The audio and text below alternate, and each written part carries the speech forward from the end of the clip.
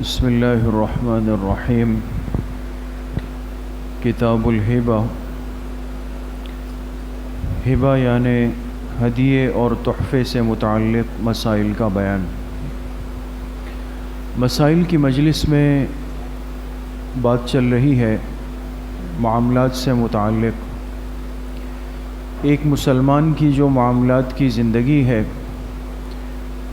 یعنی اگر وہ تاجر ہے، ملازم ہے، کاروبار کر رہا ہے، مزدوری کر رہا ہے، ملازمت کر رہا ہے، تو بحیثیت ایک مسلمان کے ہمیں اس میں بہت احتیاط کرنی ہے کہ میرے معاملات، میری کمائی، میرا کھانا پینا یہ حلال کا ہو، چونکہ رزق حلال کا اہتمام یہ ہماری دینی اور ایمانی زندگی کا حصہ ہے، یہ الگ نہیں ہے۔ تو اسی سے متعلق مختلف چیزیں آپ حضرات کے سامنے عرض ہو رہی ہے۔ آج کی مجلس کا جو مسئلہ ہے، موضوع ہے، وہ بہت ہی اہم بلکہ اہم ترین ہے۔ یہ مسئلہ ہے ہبہ کا۔ ہبہ وہی ہے جس کو ہم اپنی زبان میں ہدیہ کہتے ہیں، تحفہ دینا کہتے ہیں، گفٹ دینا کہتے ہیں۔ اس کو شرعی اور فقہی اصطلاح میں ہبہ کہتے ہیں، یہ یاد رکھیں۔ اب ہبہ کیا ہے؟ ایک شخص اپنی مملوکہ چیز یعنی ملکیت والی چیز ہوش و حواس میں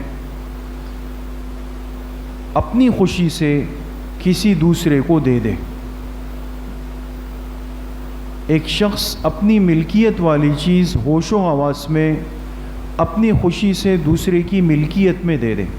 مثال کے طور پہ میرے پاس موبائل ہے، میں نے اپنا موبائل نکالا اور اس ساتھی کو دیا کہ بھئی یہ میرا موبائل میری طرف سے آپ کو گفٹ ہے، ہدیہ ہے، تحفہ ہے، آپ اس کو قبول کر لیں۔ میرا جو یہ عمل ہے کہ میں اپنی چیز اپنی رضا و خوشی سے اپنے کسی مسلمان بھائی کو دے رہا ہوں، یہ عمل کیا کہلائے گا؟ یہ ہبہ کہلائے گا۔ یہ لفظ یاد رکھیں گے، پریشانی نہیں ہوگی۔ یہ عمل ہبہ کہلائے گا، اور اس کو آج کل ہم کہتے ہیں ہدیہ کرنا۔ فلاں نے اپنی فلاں چیز مجھے گفٹ کر دی ہے، ہدیہ کر دی ہے، تحفے میں دے دی ہے، تو یہ ہبہ کہلاتی ہے۔ لیکن اس مسئلے نے اہمیت اس زمانے میں اس لیے اختیار کی کہ ہمارے ہاں آج کل لوگ، چونکہ دین سے دوری کا زمانہ ہے، دوسروں کے حقوق ادا کرنے میں کوتاہی کا زمانہ ہے، بے احتیاطی کا زمانہ ہے، لوگ احتیاط نہیں کرتے۔ اتنی بے احتیاطی ہے کہ بھائی بھائی کا حق، بہنوں کا حق، ماں کا حق سب مار دیتا ہے، اس کو کوئی پرواہ نہیں ہوتی۔ تو اب جو ماں باپ ہوتے ہیں یا ذمہ دار ہوتے ہیں، وہ چاہتے ہیں کہ بھئی میری زندگی میں میرے معاملات صاف ہو جائیں۔ ایک تو یہ ہے نا کہ بھئی کسی کا انتقال ہو، انتقال کے بعد اس کی ساری چیزیں ترکہ اور میراث بن جائے گی۔ میراث سے تو ہر مسلمان واقف ہے۔ انتقال کے بعد اس کی تمام چیزیں ورثہ ہے، ترکہ ہے، وہ میراث میں کیسے تقسیم ہوگی؟ تو یہ تو ہر مسلمان کیا کرتا ہے، اس کے بعد ایک ترتیب مسئلہ بنا کر مفتی صاحب کی خدمت میں گئے، کہا بھئی ہمارے والد صاحب یا والدہ دنیا سے چلی گئی، ان کا ایک گھر ہے، 50,000 روپے ہے، ایک گاڑی ہے، ایک فلاں ہے، ایک فلاں ہے، ایک فلاں ہے، ہم 3-4 بہن بھائی ہیں، کیسے تقسیم ہوگا؟ سمجھ گئے؟ تو کسی کے انتقال کے بعد اس کا ترکہ تقسیم ہو، یہ میراث کہلاتی ہے۔ لیکن اگر کوئی مسلمان یہ ارادہ کر لے کہ ممکن ہے میرے انتقال کے بعد یہ بچے آپس میں لڑیں، یا بڑا بھائی تیز ہے یا درمیانہ تیز ہے، چھوٹا تیز ہے، ایسا نہ ہو کہ باقی بہنوں کا حق مار لے، شکایتیں آ رہی ہیں، تو آج کل شہری ماحول میں لوگ احتیاطاً کیا کر رہے ہیں، چونکہ ہمیں تجربہ ہے اس چیز کا کہ بہت سارے ہمارے مسلمان احباب یہ خواہش اور چاہت کرتے ہیں کہ زندگی میں اپنے معاملات کو صاف کر دیں اپنی آنکھوں کے سامنے۔ لہٰذا وہ کیا کرتے ہیں کہ بھئی اپنی چیزیں اپنے بیٹوں کو، بیٹیوں کو، اپنی بیوی کو، میں اپنی زندگی میں اپنی چیزیں ان کی ملکیت میں دے دوں، لکھ لوں، تاکہ میرے بعد کوئی لڑائی پنگا نہ بنے. سمجھ گئے آپ بات کو؟ تو اگر ایک مسلمان اپنی زندگی میں اپنی چیزیں، اپنی آل اولاد کو، اپنی بیوی کو زندگی میں ہی دے دینا چاہتا ہے تو اس دینے کے عمل کو میراث نہیں کہیں گے، اس کو کیا کہیں گے؟ ہبہ کہیں گے. آپ سمجھ رہے ہیں بات کو؟ جو آدمی اپنی زندگی میں اپنی چیزیں اپنی اولاد میں، اپنے رشتہ داروں میں یا جس میں بھی اپنے سامنے تقسیم کرنا چاہتا ہے، یہ عمل کیا کہلائے گا؟ ہبہ کہلائے گا. سمجھ میں آ گئی؟ تو پہلے تو آپ حضرات اس کی تعریف کو، اس کے تصور کو ذہن میں رکھ لیں کہ ہبہ ہے کیا. کہ میری اپنی چیز ہے، میں ہوش و حواس میں ہوں اور اپنی دل کی رضامندی اور خوشی سے میں وہ چیز کسی مسلمان بھائی کو دے رہا ہوں، یا اپنی اولاد میں تقسیم کر رہا ہوں، یا اپنی بیوی کو دے رہا ہوں، یا اپنے ماں باپ کو دے رہا ہوں، کسی کو بھی دے رہا ہوں. میرا یہ دینا جو ہے یہ ہبہ کہلائے گا. اس کو ہم اردو زبان میں ہدیہ بھی کہہ دیتے ہیں، تحفہ بھی کہہ دیتے ہیں، گفٹ بھی کہہ دیتے ہیں. سمجھ گئے؟ ایک بات. دوسری بات، یہ بڑی اہم بات ہے اور اس میں لوگ غلطی کر جاتے ہیں کہ یہ جو ہبہ کا عمل ہے یہ مکمل کب ہوگا؟ یعنی کب یہ سمجھا جائے گا کہ میں نے اپنی جو چیز سامنے والے کو دی، چاہے وہ میرا بیٹا ہے یا کوئی بھی ہے، تو واقعی وہ چیز مجھ سے نکل کے اس کی ہو گئی اور وہ اس کا مالک ہو گیا. ہمارے ہاں غلطی ہو رہی ہے بہت زیادہ، اس لیے کہ ایک ماحول ہے اور شہری زندگی میں عدالتوں کا نظام ہے اور اسٹامپ پیپر کے نظام بنے ہوئے ہیں، وکیل ہوتے ہیں. لوگ ذرا سا ادھر ادھر ہوتے ہیں وہ ڈائریکٹ وکیلوں سے مشورہ کرتے ہیں میں کیا کروں.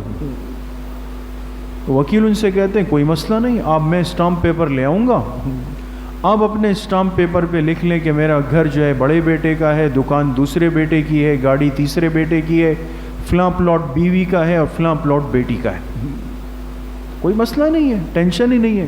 آپ لکھ لیں، نیچے سگنیچر کر دیں، 2 وٹنس ملیں گے، گواہ ملیں گے، وہ سائن کر لیں گے، میں اس پر عدالت کی اسٹیمپ لگا لوں گا.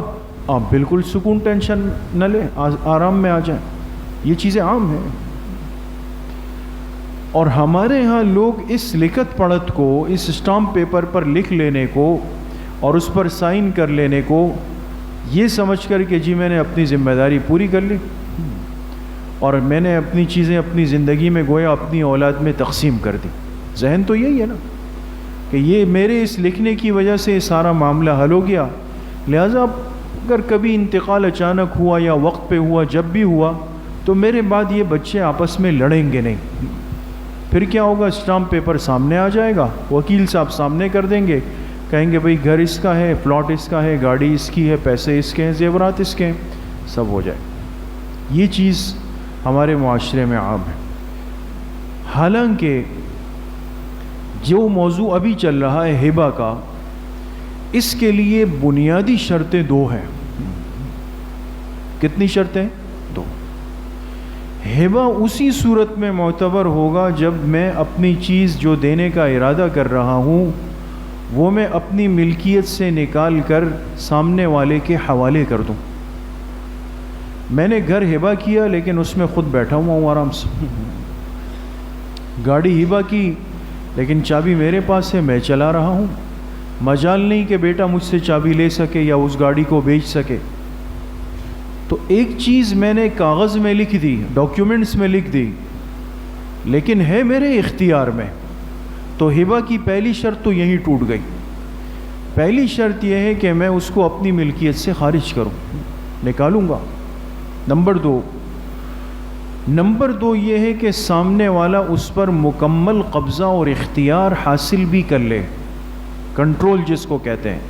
کنٹرول کا مطلب آپ یہ سمجھیں کہ جیسے مثال کے طور پہ ایک شخص نے اپنی گاڑی اپنے بیٹے کو ہبہ کی، ٹھیک ہے، اور ہبہ کرنے کے بعد بیٹے کو پتہ چلا کہ جی ابا جان نے گاڑی مجھے دے دی. اس نے اگلے دن جا کر وہ گاڑی بازار میں بیچ دی. تو اگر اس کے اس فعل کے بعد والد نے کچھ نہیں کہا تو مطلب یہ ہوا کہ گاڑی ہبہ مکمل طور پہ ہو چکی تھی، اپنی ملکیت سے نکل کے اس کے اختیار میں دے دی ہے اور اس نے وہ اختیار استعمال کر کے گاڑی بیچ بھی دی ہے. یہ ہبہ بالکل صحیح جا رہا ہے. لیکن اگر میں کوئی چیز ہبہ کرنے کے بعد اس کے اختیارات اپنے پاس رکھتا ہوں، کنٹرول اپنے پاس رکھتا ہوں، اپنی ملکیت سے اس کو نکالتا ہی نہیں ہوں، سامنے والے کی ملکیت میں دیتا ہی نہیں ہوں، صرف کاغذی کارروائی ہوئی ہے، اور اس تحریر اور اس ڈاکیومنٹس کے پر کرنے کو میں ہبہ سمجھتا ہوں، یہ بالکل غلط ہے دوستوں۔ اور اس کا منفی اور نیگیٹو نتیجہ کیا نکلتا ہے میں عرض کروں، ہم نے دیکھا ہے اس پریشانیوں کو۔ اس کا نقصان یہ ہوتا ہے کہ بہت سارے لوگ اس چیز پر اکتفا کر لیتے لیکن حوالے نہیں کیا، ملکیت نہیں دی، اختیار نہیں دیا۔ بعد میں جب بڑے کا انتقال ہوا، تحریر سامنے آ گئی۔ جب سامنے آئی تو ایک بیٹا جو ہے وہ کسی مفتی صاحب سے ملا، مفتی صاحب نے کہا بھائی یہ ہبہ جو آپ کے والد صاحب نے کیا تو چیزیں آپ کو دے دی تھی؟ نہیں دی تھی۔ ملکیت میں نہیں دی؟ نہیں دی۔ کہا اس کاغذ کا اعتبار ہی نہیں ہے، کیا ہوگا؟ یہ ساری چیزیں آپ کے والد صاحب کی میراث بن گئی ہے، ترکے کے اعتبار سے تقسیم ہوگی۔ آپ سمجھ رہے ہیں بات کو؟ تو یہ بہرحال بنیادی چیز ہے ہبہ میں، جو چیز ہبہ کی جائے اس کو انسان اپنی ملکیت سے نکالے اور دوسرے مرحلے میں سامنے والے کی ملکیت میں اس کو دے دے۔ جب یہ عمل ہوگا تب کہا جائے گا کہ ہبہ مکمل ہو گیا اور یہ معتبر ہو گیا اور یہ چیز اس کی ملکیت سے نکل کر سامنے والے کی ملکیت میں چلی گئی۔ آپ سمجھ گئے؟ یہ ہبہ کے اندر بنیاد ہے۔ اچھا، اب یہ مسئلہ آپ حضرات سمجھ گئے تو اس کے ضمن میں ایک دو باتیں اور لکھی ہے۔ ایک آدمی نے اپنی کوئی چیز کسی کو ہدیہ کی، مثال کے طور پہ موبائل نکالا، کوئی خوشی کی خبر آئی تھی، اپنے دوست سے کہا بہت خوش ہوں، تنخواہ بڑھ گئی ہے، یہ موبائل اپنی طرف سے آپ کو دے رہا ہوں۔ اس نے لیا، کہا جزاک اللہ خیرا، اور لے لیا، اس کی جیب میں چلا گیا، میں نے دے دیا، ہبہ مکمل ہو گیا۔ ٹھیک ہے نا؟ صحیح۔ دوسری صورت یہ ہے کہ کوئی خوشی کی خبر آئی، اس نے موبائل جیب سے نکالا اور دوست سے کہا یار بڑی خوشی ہے، آج تو اتنے ہزار تنخواہ بڑھ گئی ہے، لہٰذا اب نیا موبائل لوں گا، یہ پرانا موبائل آپ کا ہو گیا۔ اس کو ہاتھ میں نہیں دیا، اس کے سامنے رکھ دیا، یہ قریب رکھ دیا اس کے، اور اس نے کہا ٹھیک ہے بھائی جزاک، ہاتھ نہیں لگایا اس کو، لیکن جیسے قریب کوئی چیز رکھ دیتے ہیں نا، سامان رکھ دیا اور اس نے کہا ٹھیک ہے بھائی ٹھیک۔ تو اب اس نے جزاک اللہ کہہ دیا لیکن اس چیز کو ہاتھ میں لیا نہیں، جیب میں ڈالا نہیں، لیکن اس کے قریب پڑی ہوئی ہے۔ تو فقہاء نے لکھا کہ یہ ہبہ بھی معتبر ہے، اس لیے کہ عرف یہ ہے، عرف کہتے ہیں جو چیز ماحول میں چل رہی ہو۔ ہمارے ماحول میں آپ نے دیکھا ہوگا کوئی شخص آپ کے لیے ہدیہ لائے، ایک صورت یہ ہوتی ہے کہ آپ کو ہاتھ میں پکڑا دے، اور بعض لوگ جو ہوتے ہیں وہ کیا کرتے ہیں، لا کے آپ کے قریب رکھ دیں گے، کہیں گے حضرت یہ آپ کے لیے مٹھائی لایا ہوں، یہ قربان۔ آپ نے کہا ٹھیک ہے جزاک اللہ۔ دونوں صورتیں صحیح ہے نا؟ ہبہ میں بھی یہی معاملہ ہے کہ جو چیز ہبہ کی گئی ہاتھ میں دے دی تو بھی معتبر، اور قریب رکھ لی تو بھی معتبر ہو جائے۔ یہ بات سمجھ میں آ گئے؟ ختم۔ اچھا، اگلا مسئلہ اسی ہبہ سے متعلق، یہ بھی اہم مسئلہ ہے۔ بعض دفعہ انسان کوئی چیز کسی کو ہدیہ یا ہبہ کرتا ہے، لیکن وہ چیز کسی دوسری چیز کے اندر موجود ہوتی ہے۔ سے مثال کے طور پہ ایک ہے کپڑے کا سوٹ، اور ایک ہے کپڑے کا سوٹ کسی صندوق میں بند ہے۔ یہ دو چیزیں ہو گئی نا؟ دو ہو گئی یا ایک ہو گئی؟ دو ہو گئی نا؟ مثال کے طور پہ ایک صندوق، ایک بیگ لیا، بیگ لے کر گئے، کہا بھائی اس میں 3 سوٹ ہیں، یہ میں آپ کے لیے گفٹ لایا ہوں، سوٹ گفٹ لایا ہوں۔ یہ سوٹ کیس نہیں، اس سوٹ کیس کے اندر جو گفٹ ہے، سوٹ ہے، وہ میں آپ کے لیے ہدیے کے طور پہ لایا ہوں۔ سمجھ میں آ گئی بات؟ سمجھ گیا؟ وہ سوٹ کیس اس کو دیا، لیکن اس کو جو تالا لگا ہوا تھا اس کی چابی نہیں دی، چابی نہیں دی۔ اب ظاہر سی بات ہے کہ سوٹ کیس پر اختیار کب سمجھا جائے گا؟ جب میں اس کو آسانی سے کھول سکوں نا، اس کا تالا میرے اختیار میں آ جائے۔ وہ اختیار اس نے مجھے نہیں دیا اور چلتا بنا، تو لہٰذا یہ ہبہ معتبر نہیں ہوگا جب تک یہ اس کی چابی بھی میرے حوالے نہ کر دے گا۔ سمجھ میں آ گئی ایک بات۔ دوسری بات یہ ہے کہ بعض چیزیں ایسی ہوتی ہیں جو برتن میں ڈالی جاتی ہے۔ مثال کے طور پہ کھانا ہوتا ہے، کھانے کو ایک برتن میں، ٹرے میں یا ڈونگے میں، جو بھی چیز ہوتی ہے اس کے اندر ڈالی جاتی ہے۔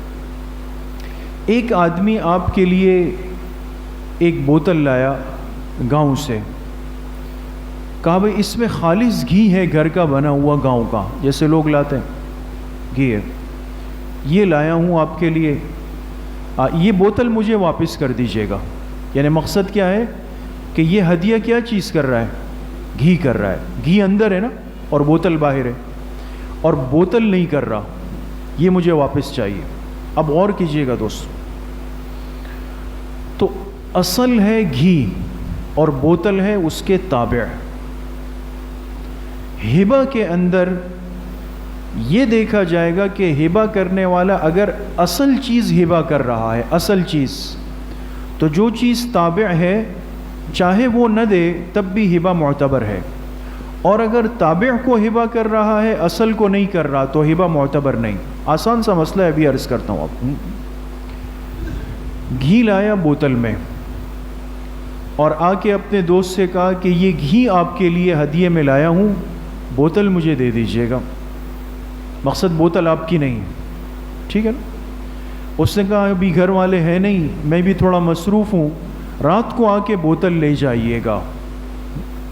اور کریں، آپ نے ابھی مسئلے سنے کہ ہبہ کب معتبر ہوتا ہے کہ ہبہ کی ہوئی چیز میری ملکیت میں آ جائے۔ اب یہاں مسئلہ یہ ہے کہ میری ملکیت میں آنے والی چیز ہے گھی، لیکن وہ گھی کس کے اندر ہے؟ بوتل۔ بوتل تو میری نہیں ہے، بوتل تو اس کی ہے۔ معلوم ہوا کہ ایسی چیز مجھے دے رہا ہے جس کے ساتھ اس کا حق جڑا ہوا ہے، بوتل اس کی ہے۔ لیکن آپ اپنے ذہن پہ اب زور دیں کہ گھی اور بوتل میں اصل چیز گھی ہے یا اصل چیز بوتل ہے؟ گھی اصل ہے، اور وہ مجھے ہدیے میں کیا چیز دے رہا ہے؟ گھی، یعنی اصل چیز مجھے ہدیہ کر رہا ہے۔ تو چاہے بوتل میں اس کو بعد میں دوں، یہ ہبہ معتبر ہو جائے گا۔ سمجھ میں آ گیا؟ اب اس کے الٹ آ جائیں۔ ایک آدمی کے پاس میں گیا، گھر میں دیکھا بوتل رکھی ہوئی ہے، اس میں گھی پڑا ہوا ہے۔ میں کہا بڑی خوبصورت بوتل ہے، اس پر یہ ڈیزائن مجھے بڑا پسند۔ اچھا یہ بوتل آپ کو پسند آ رہی ہے؟ جی بہت پسند آ رہی ہے۔ اس بوتل میں گھی بھی ہے۔ اس نے کہا چلے یہ بوتل یہ آپ کو گفٹ کر دی میں نے، لیکن اس میں تو گھی پڑا ہوا ہے، گھی تو وہ مجھے نہیں دے رہا نا، بوتل دے رہا ہے۔ تو گھی اور بوتل میں اصل چیز کیا ہے؟ گھی ہے، لیکن مجھے کون سی چیز مل رہی ہے؟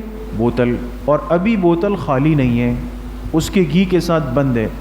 تو اگر میں اس سے کہوں چلو بھائی میں ابھی بوتل لے جا رہا ہوں اور گھی آپ کو بعد میں بھجوا دوں گا، یہ درست نہیں ہے۔ سمجھ میں آ گئی؟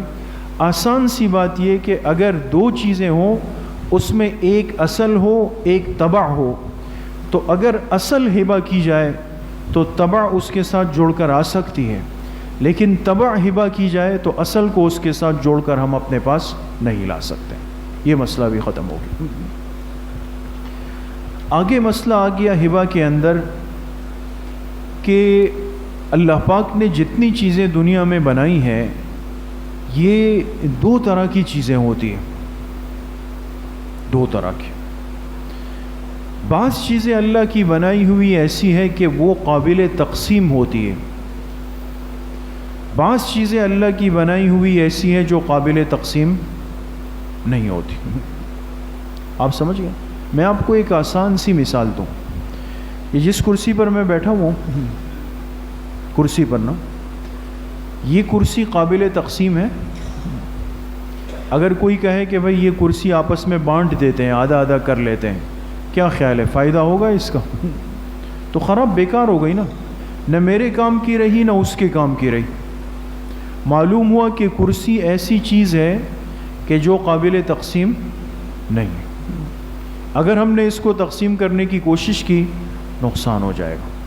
یا یہ پنکھا ہے، کسی نے کہا بھئی یہ دونوں آپس میں بانٹ لیجئے گا، تو پنکھے کو درمیان سے کاٹ دیا تو یہ کسی کام کا رہا نہیں رہا۔ معلوم ہوا پنکھا وہ چیز ہے جو قابل تقسیم نہیں ہے۔ ٹھیک؟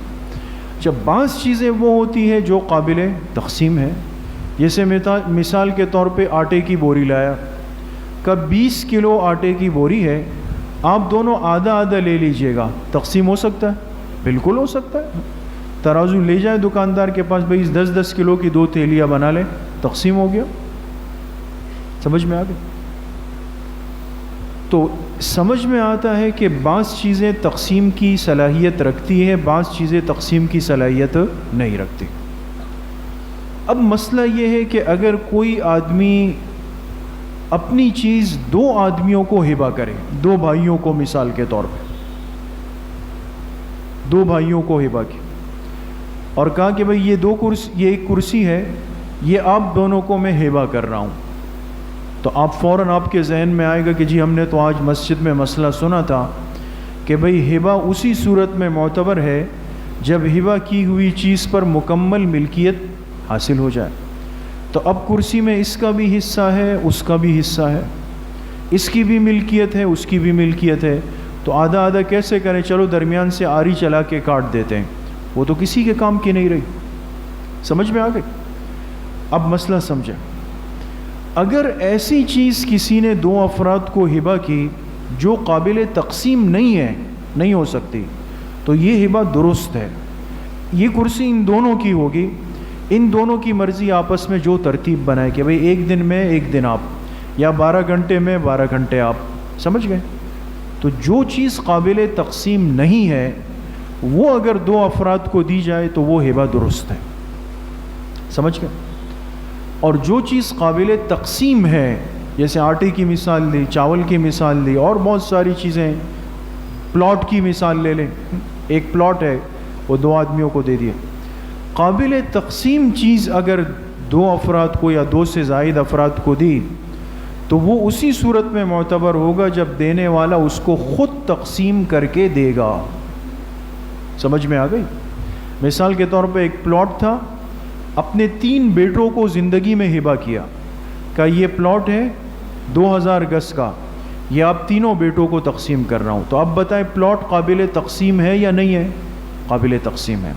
تو اب مسئلے کو ذہن میں لے آئیں، قابل تقسیم چیز جب 2 یا 2 سے زائد افراد کو دی جائے تو ضروری ہے کہ ہبہ کرنے والا کیا کرے؟ خود تقسیم کر کے دے دے گا، لہٰذا خود میجرمنٹ کرے، اس کی آدمی بلائے، تقسیم کر دے، دیوار یہاں بنائے، یہاں بنائے، جو بھی کرے، تینوں کو ان کا حصہ الگ الگ کر کے دے دے گا، تب جا کے یہ ہبہ معتبر ہو جائے گا۔ سمجھ میں آ گئی یہ بات بھی؟ یہ مسئلہ ختم ہو گیا۔ اچھا، اس ہبہ سے متعلق ایک آخری مسئلہ کہ آپ حضرات نے سنا کہ اپنی کوئی چیز کسی کو دینا، پچھلی مجلسوں میں بھی بات آئی کہ نابالغ چھوٹے بچے جو ہوتے ہیں نا، بعض دفعہ ان کے پاس بھی چیزیں ہوتی ہیں۔ آپ نے مثال کے طور پہ اپنے بچے کو موبائل دلا دیا، آپ نے اس کو کھلونے والی گاڑی دلا دی، آپ نے اس کو 10,000 روپے دے دیے بچے کو، وہ اس کا مالک ہو گیا۔ اب بچہ ہے، کسی سے دوستی ہو گئی اور کہا کہ جی یہ میں اپنا موبائل جو ہے نا، میں اپنے دوست کو آج ہدیہ گفٹ کر کے آیا ہوں۔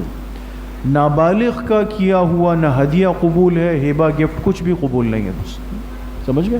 ورنہ تو یہ بچے سارا دن اپنے دوستوں میں چیزیں بانٹتے ہیں، شام کو دوبارہ مانگتے ہیں، نہیں مانگتے، شام کو دوبارہ مانگتے ہیں۔ اب دیکھیں اگر یہ معتبر ہوتا تو کتنے مسائل بنتے والدین کے لیے، اس لیے شریعت نے اس کو معتبر نہیں مانا، اس بچے کی بات کا اعتبار نہیں جب تک یہ عاقل بالغ نہ ہو جائے۔ تو لہٰذا ہبہ معتبر بھی کس کا ہوگا؟ بالغ افراد کا ہوگا، نابالغ بچوں کا نہیں ہوگا۔ اللہ پاک صحیح عمل کی توفیق نصیب فرمائے۔ الحمدللہ رب العالمین، والصلاة والسلام علی سید الانبیاء والمرسلین سیدنا و مولانا محمد وآلہ واصحابہ۔